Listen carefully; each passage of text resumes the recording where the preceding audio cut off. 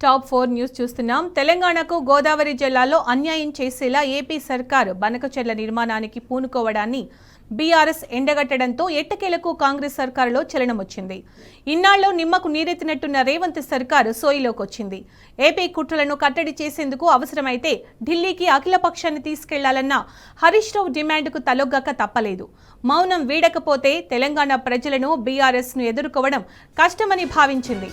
ఇందులో భాగంగా ఈ ప్రాజెక్టుపై పవర్ పాయింట్ ప్రెజెంటేషన్ ఇచ్చేందుకు ప్రభుత్వం సిద్ధమైంది. హైదరాబాద్ సచివాలయంలో ఆల్ పార్టీ ఎంపీలతో గోదావరి బనకచెర్ల ప్రాజెక్టుపై పవర్ పాయింట్ ప్రెజెంటేషన్ ఇవ్వనున్నట్లు మంత్రి ఉత్తమ్ కుమార్ రెడ్డి ప్రకటించారు. దీనికి సంబంధించిన మరింత సమాచారం మా ప్రతినిధి లివిల్ అందిస్తారు. లివిల్, తెలంగాణకు చెప్పండి లివిల్.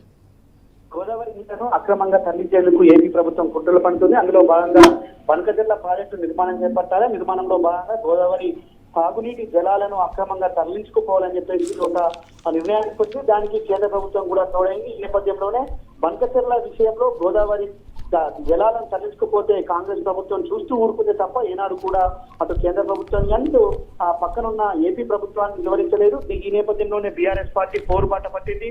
మాజీ మంత్రి ఎమ్మెల్యే హరీష్ రావు ఒక ప్రజెంటేషన్ ఇచ్చారు. బనకచెర్ల జరుగుతున్న అంటే గోదావరి నీళ్ల దోపిడీకి బనకచెర్ల ద్వారా ఏ విధంగా తీసుకుపోతుంది ఏపీ ప్రభుత్వం అని చెప్పేసి కూడా ఎండగడుతూ ఒక ప్రజెంటేషన్ ఇచ్చారు. ప్రజెంటేషన్ లో భాగంగా రాష్ట్ర ప్రభుత్వాన్ని డిమాండ్ చేశారు. అఖిల పక్షాన్ని కేంద్రాన్ని దగ్గర తీసుకుపోవాలి, ఖచ్చితంగా బనకచెర్ల నిర్మాణాన్ని ఆపాలి, గోదావరి జలాలను ఎట్టి పరిస్థితుల్లో అక్రమానికి జల దోపిడీని నివారించాలి, లేని పక్షంలో తెలంగాణ స్వరాష్ట్రం మరొకసారి ఎడారి అవుతుంది, రైతుల నోట్లో మట్టి కొట్టడం అవుతామని చెప్పేసి కూడా సందర్భంగా బీఆర్ఎస్ మాజీ మంత్రి ఎమ్మెల్యే హరీష్ రావు డిమాండ్ చేశారు. డిమాండ్ మేరకు ఇవాళ ఏపీ నిర్మిస్తున్న బనకచెర్ల విషయంలో ప్రభుత్వంలో ఒక చలనం వచ్చింది. మొదటి విడిదని చెప్పుకోవచ్చు. ఇవాళ ఆల్ పార్టీ ఎంపీల మీటింగ్ కు ప్రభుత్వం ఒక ప్రజెంటేషన్ పెట్టింది. దీనికి నీటిపారుదల శాఖ మంత్రి ఉత్తమ్ కుమార్ రెడ్డి ప్రజెంటేషన్ ఇవ్వనున్నారు.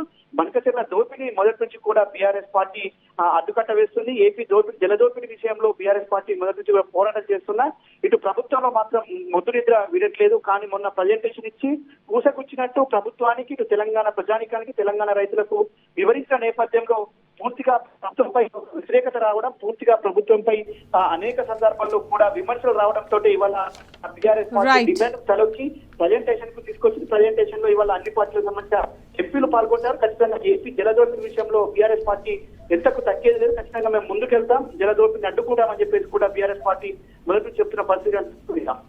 Right level, thank you.